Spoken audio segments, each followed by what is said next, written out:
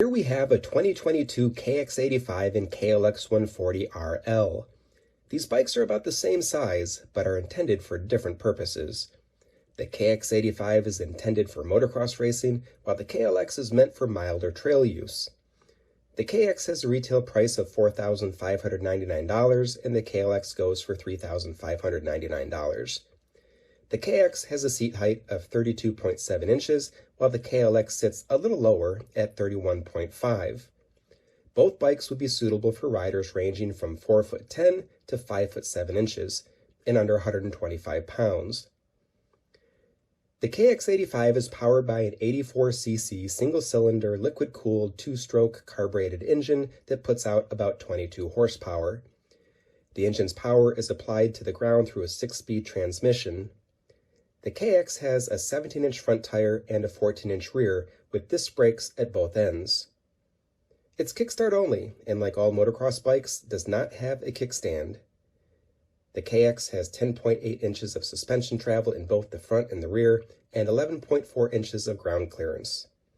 The bike has a painted steel frame and weighs 165 pounds. The KLX140 is powered by a 144cc single-cylinder, single-overhead cam, 2-valve, air-cooled 4-stroke carbureted engine that puts out about 11 horsepower. The KLX has a 5-speed transmission and rolls on a 19-inch front tire and a 16-inch rear. It has disc brakes front and back. The KLX is electric start only and does not have a kickstarter as a backup. Like most trail bikes, it has a kickstand. The KLX has 7.1 inches of suspension travel in both the front and the rear and has 10 inches of ground clearance.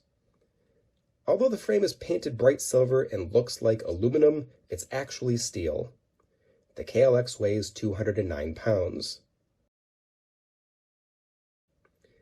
So as I mentioned earlier, these bikes are about the same size, but they're designed for two different purposes. The KX has a powerful motocross engine that's responsive and snappy. Don't let its small displacement fool you. This bike will wheelie out from under you and drop you on your ass if you unintentionally wring the throttle. It's meant for the motocross track, where quick acceleration and the ability to soak up big jumps is essential. Conveniences like electric start and a kickstand are passed over in interest in saving every last ounce of weight.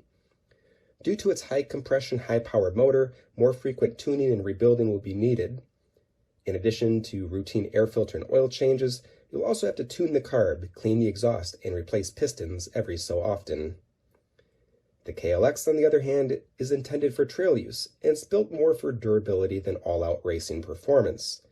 The KLX is really a great bike with power that's easy to control. Unlike the KX, it's not going to wheelie out from under you if you blip the throttle at the wrong time. In fact, you have to work the engine and clutch pretty hard to get this bike to wheelie, but it can be done. The air-cooled 4-stroke engine will require very little maintenance. And really, for most people, just air filter and oil changes, maybe a new spark plug and occasional carb tuning once in a while. The KLX should be able to run many years before needing any internal engine work. Now, which bike is right for you? Well, if you're planning to do any motocross racing, you really only have one choice, the KX. The KLX is simply not set up for big motocross jumps, and it just won't keep up with the more powerful 85cc two-strokes. Now, I'm not saying you can't have fun with the KLX on a track, because you certainly can. I'm just saying you'll quickly reach the KLX's limits on a track. Now, if you're looking for a bike for backyard fun, trail riding, or weekend fun at the local off-road park, the decision is a bit more tricky and really has more to do with your ability and interests than anything else. If you're looking for a bike you could be aggressive with, ride fast, and hit jumps with, you gotta go with the KX. If you're looking for something with safer, more predictable power and user-friendly features like electric start and kickstands, go with the KLX. If you're a brand new rider, the KLX would be a better bike to learn on. But if you're careful and patient, you could learn on the KX. If you're a first-time rider and opt to go with the KX, I would just advise you to spend extra time practicing on flat ground. Make sure you're really familiar with the bike's power all the way up into the power band before taking the bike on more difficult terrain. Like I alluded to earlier, the KX will punish you more than if you make the same mistake on the KLX. So that's the KX85 and KLX140RL, everybody. If you enjoyed the video, remember to like it and subscribe. Thanks for watching.